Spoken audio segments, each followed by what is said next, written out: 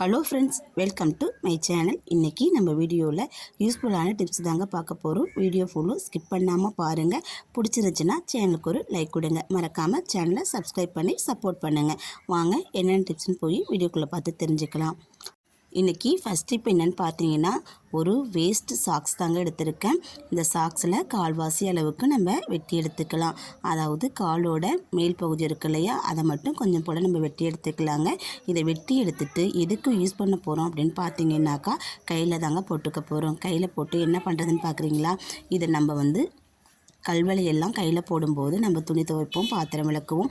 அந்த மாதிரி சமயத்தில் பாத்திரங்கள்லையோ இல்லை துணி துவைக்கும் போது கல்லுலேயோ பட்டு அந்த கல்வளையல் உடையறதுக்கு வாய்ப்பு இருக்குது. இந்த மாதிரி நம்ம அதை பயன்படுத்திக்கிட்டோம்னா நம்ம துணி துவைச்சாலும் சரி, துணி கும்மும் போதும் சரி, இந்த வளையல் நமக்கு உடையாது, பாதுகாப்பாக இருக்குங்க. வேஸ்ட்டாக தூக்கி போடுற சாக்ஸை இந்த மாதிரி பயன்படுத்தி பாருங்கள், யூஸ்ஃபுல்லாக இருக்கும். வாங்க இப்போ நெக்ஸ்ட் ஸ்டெப் என்ன போய் பார்க்கலாம். செகண்ட் டிப் என்னென்னு பார்த்தீங்கன்னா, நம்ம வீட்டில் சமையலுக்கு பச்சை மிளகாய் கட் பண்ணுவோம். ஒரு சில சமயத்தில் மறந்துட்டு மூஞ்சில் கண்ணில் போட்டு நம்ம தீத்திப்போம். எரிச்சல் நமக்கு தாங்காது. அந்த மாதிரி இல்லாமல் இருக்க இந்த டிப்பை ஃபாலோ பண்ணி பாருங்கள். நம்ம எல்லார் வீட்லேயுமே கத்திரிக்கோள் இருக்கும். அந்த கத்திரிக்கோளை வச்சு இந்த மாதிரி சின்ன சின்னதாக நம்ம கட் பண்ணி எடுத்துக்கிட்டோம்னா அந்த மிளகாயில் இருக்கிற காரம் நம்ம கையிலையும் படாது, எரிச்சலும் இல்லாமல் இருக்கும். நமக்கு தேவையான அளவுக்கு சின்னதாகவும் பெருசாகவும் நைஸாகவும் கூட நம்ம வெட்டி எடுத்துக்கலாம். கண்டிப்பாக யூஸ்ஃபுல்லாக இருக்கும். ட்ரை பண்ணி பாருங்கள். எவ்வளோ சின்ன சின்னதாக வெட்டி எடுத்திருக்கேன்னு பாருங்கள். கொஞ்சம் கூட கையில் எரிச்சலே இருக்காது. வாங்க நெக்ஸ்ட் ஸ்டெப் என்ன போய் பார்க்கலாம். 2 அகல் விளக்கு எடுத்திருக்கேன். இந்த அகல் விளக்கில் நம்ம தேவையான அளவுக்கு கொஞ்சம் போல் விளக்கெண்ணெயை ஊற்றிக்கலாம். இதில் விளக்கெண்ணெய் தான் ஊற்றணும், வேறு எந்த எண்ணெயுமே நம்ம சேர்க்கக்கூடாது. விளக்கெண்ணெயை சேர்த்துட்டு இதில் திரி போட்டுக்கலாம். திரியை போட்டதுக்கப்புறம் இந்த விளக்குகளுக்கு நடுவில் இந்த மாதிரி ஒரு கிண்ணத்தை சின்னதாக நம்ம கமுத்து வச்சுக்கலாம். அது மேலே என்ன வைக்க போகிறோன்னு பார்த்தீங்கன்னா, ஒரு பிளேட்டு தான் வைக்க போகிறோம். இதுக்கு முன்னாடி தீபத்தை நம்ம ஏற்றிக்கலாம். 2 பக்கமும் தீபத்தை ஏற்றிட்டு இதுக்கு மேலே நான் ஒரு தட்டு வைக்க போகிறேன். இது எதுக்கு பயன்படுத்த போகிறோம் அப்படின்னு பார்த்தீங்கன்னாக்கா, மை ரெடி பண்ணுறதுக்கு தாங்க பயன்படுத்த போகிறோம். ஸ்கிப் பண்ணாமல் பாருங்கள் வீடியோவை. 2 அகல் விளக்குக்கு நடுவில் இந்த தட்டை வச்சுட்டேன். இந்த விளக்கு எரிய இதில் உள்ள தீபத்தில் உள்ள கறி பூரா அந்த தட்டில் படியுங்க.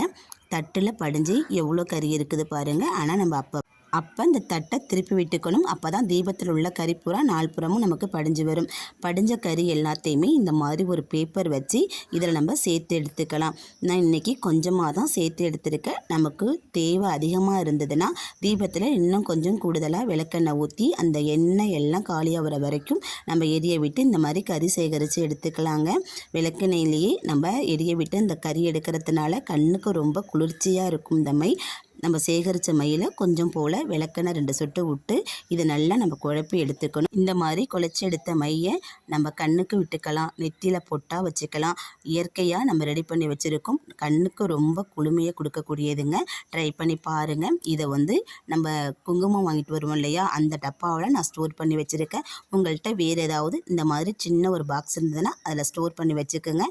கொஞ்சமாக வச்சு காமிக்கிறேன் பாருங்கள். எவ்வளோ சூப்பராக, எவ்வளோ ஒரு கருகருன்னு கருப்பாக மை இருக்குது பாருங்கள்.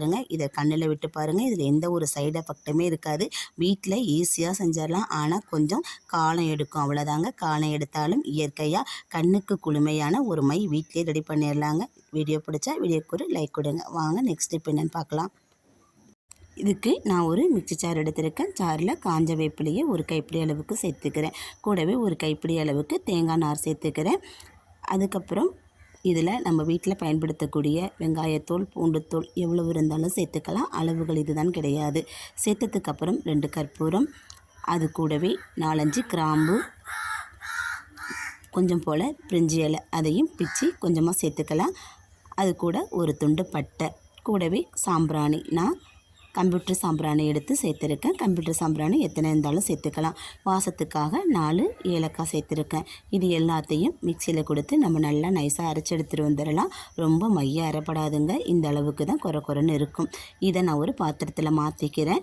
மாற்றினதுக்கப்புறம் இது எதுக்கு பயன்படுத்த போகிறோன்னு பார்த்தீங்கன்னா, நம்ம தீபம் ஏற்றுறதுக்கு தாங்க பயன்படுத்த போகிறோம். நம்ம வீட்டில் எல்லாம் சாம்பிராணி போடுவோம். சாம்பிராணி போடும்போது இதை கொஞ்சமாக வச்சு இது மேலேயே 4-5 சொட்டு வேப்பெண்ணெய் விட்டுக்குங்க. வேப்பெண்ணெய் விட்டதுக்கப்புறம் இது மேலே கொஞ்சம் போல் கற்பூரம் வச்சு நம்ம எரிய விட்டுட்டோம்னா அந்த தணல்லையே கொஞ்சம் கொஞ்சமாக கனிஞ்சி நமக்கு நல்லா புகை வர ஆரம்பிக்கும். அந்த புகைக்கு நல்ல மணமாகவும் வீடு ஃபுல்லும் வாசமாகவும் இருக்கும். கொசு கண்டிப்பாக வீட்டு பக்கமே வராது. இதுக்காக நம்ம கொசுவத்தி ஏற்றணுங்கிற அவசியமே கிடையாது.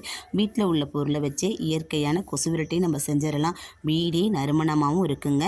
சாயங்கால நேரத்தில் நிலவாசலில் இந்த மாதிரி நீங்கள் ஏற்றி வச்சுருங்க. நறுமணமாகவும் இருக்கும். நம்மளுடைய மனமும் நமக்கு அமைதியாக இருக்கிற மாதிரியே தோணுங்க. ட்ரை பண்ணி பாருங்கள். சொன்ன டிப்ஸ் எல்லாமே உங்களுக்கு பயனுள்ளதாக இருக்குன்னு நம்புகிறேன். எந்த டிப்ஸ் உங்களுக்கு பயனுள்ளதாக இருந்துச்சுன்னு சொல்லி கமெண்ட் பாக்ஸில் சொல்லுங்கள். வீடியோ பிடிச்சா லைக் பண்ணுங்கள். சேனலை சப்ஸ்கிரைப் பண்ணி சப்போர்ட் பண்ணுங்கள். மற்றொரு நல்ல பதிவில் சந்திப்போம். தேங்க்யூ.